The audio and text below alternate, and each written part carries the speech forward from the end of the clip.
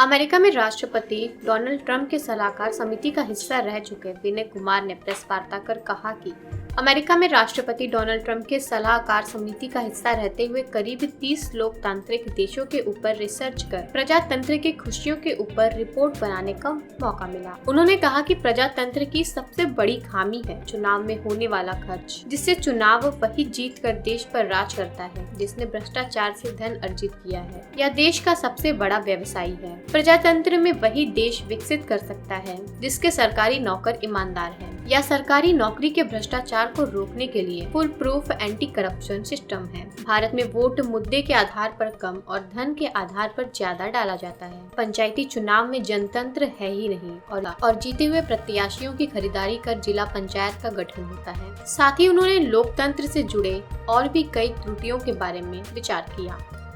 तो हमने आज कॉन्फ्रेंस बुलाया है इसलिए कि हम अपने देश की जनता को बताना चाहते हैं कि हमने 30 देशों का भ्रमण करके मुझे जो कार्यभार सौंपा गया था उसमें ये बताना था कि प्रजातांत्रिक जो देश हैं उसमें त्रुटियां हैं कि बेस्ट सिस्टम है, और इसका मैं रिसर्च किया और उस रिसर्च को हमने जो है डॉक्यूमेंट किया है और हमने पाया है कि प्रजातंत्र जो है उसमें 2 त्रुटियां हैं मोस्टली।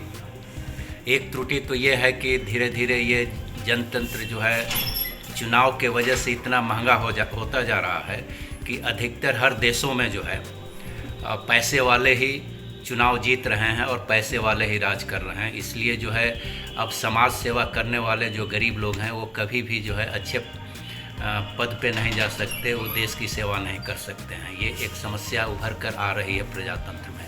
और दूसरी समस्या ये है कि जिन देशों के सरकारी नौकर भ्रष्ट हैं वहाँ पे विकास अवरुद्ध है, और सबसे ज़्यादा प्रॉब्लम हो रहा है कि लोगों को जो है अन्याय प्रजातंत्र के वजह से हो रहा है।